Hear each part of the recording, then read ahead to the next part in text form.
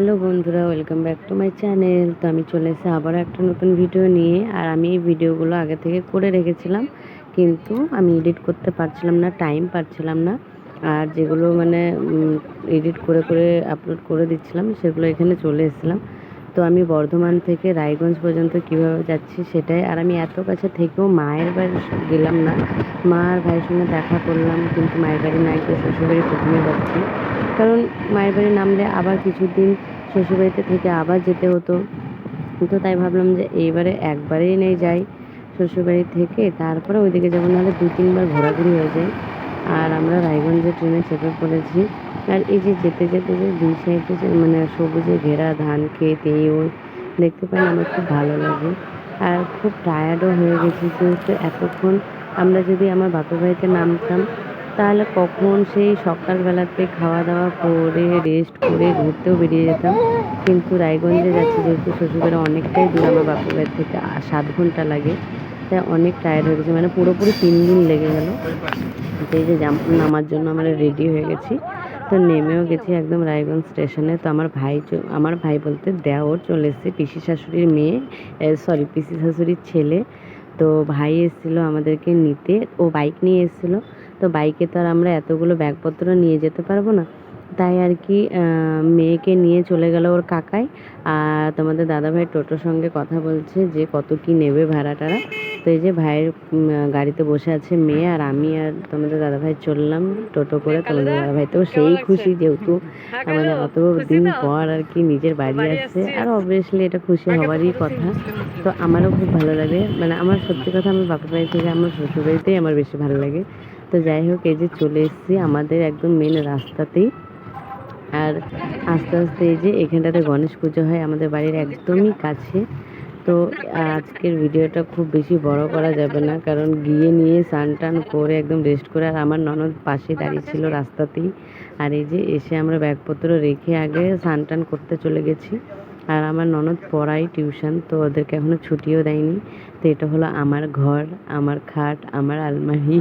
তো যাই হোক, মেয়েকে নিয়ে ওর পিসি আর কি পাশের বাড়িতে কাকুকে বলছে যে আর কি শ্রেয়সী চলে এসছে। তো মেয়েকে একটু স্নান করে দিচ্ছে গরম জল দিয়ে ওর পিসি, আর আমি আর তোমাদের দাদাভাই স্নান করে নিয়ে আমরা বসে আছি। আর আমার মা মিষ্টি পাঠিয়েছিল, লাড্ডু, মিষ্টি, তারপর পরোটা, মাছ ভাজা, আলু ভাজা, মানে অনেক কিছু। আর ভাত আর মাছের ঝোলও পাঠিয়েছিল, সেটা তো আমরা খেয়ে নিয়েছি ট্রেনের মধ্যেই। আর আলু ভাজার পরোটা আর মাছ ভাজাটা খাইনি, ডিম ভাজাও দিয়েছিল মাছের, তো সেগুলো রেখে দিয়েছি। আর এই যে অনেক বিস্কুট, চকলেট এগুলোও দিয়েছিল, কেক। শ্রেয়সীকে আর লাড্ডুগুলো ভেঙে গেছে। আর রসগোল্লা যেহেতু শ্রেয়সী খেতে ভালোবাসে, মেয়ে খেতে ভালোবাসে, আর বাড়ির জন্যও দিয়েছে, মানে আমার 2 ননদ আছে, 2 ননদের জন্যও পাঠিয়েছে। তো ওইগুলো আর কি খুলে খুলে রাখলাম, যেহেতু খারাপ হয়ে যাবে, অনেকক্ষণ ধরে ঢাকা আছে। আর এটা হলো আমার বড় নন্দাই। আমি ক্যামেরাটা অন করেছি, আর সেই টাইমে বেচারা চেঞ্জ করতে যাচ্ছিলো, তা আমার কাছে মানে চলে এসেছে আমাকে মারার জন্য যে কেন আমাকে দেখাচ্ছ। আর আমার বড় নন্দাই নিয়ে চলে এসেছিলো আমার জন্য মোমো, যেহেতু আমি মোমো খেতে খুব ভালোবাসি। আর মেয়েও চলে এসেছে গন্ধে গন্ধে যে মা আমাকে দাও।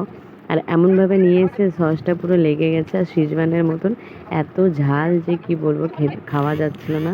তো আমি আর কি প্লাস্টিক থেকে বের করে নিলাম।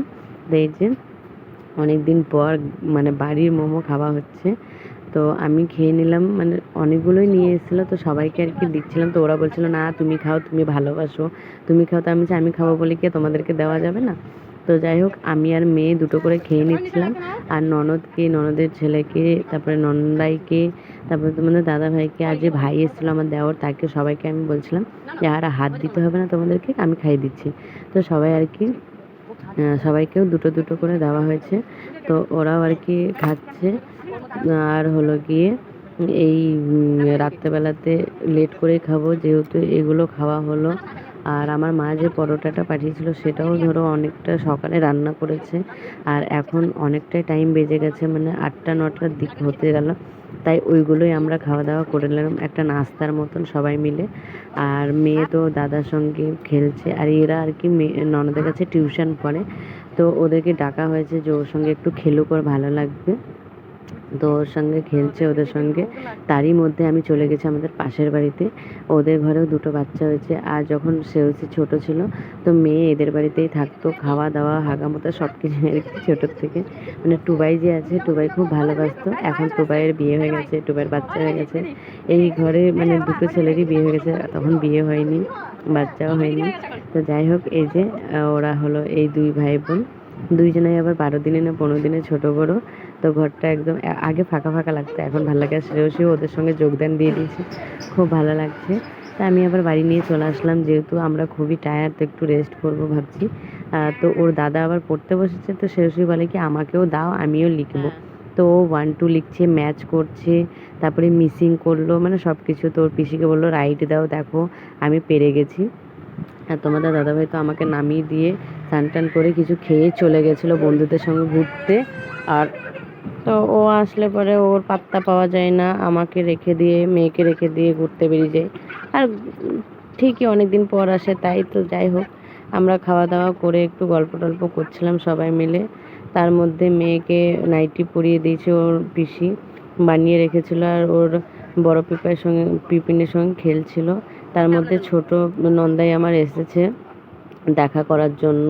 ওরা যেহেতু ছিল না, তাই রাত্রেবেলাতে এসছে অনেক রাতে। আর মেয়ে জিদ ধরেছে আমি তোমার সঙ্গে যাব।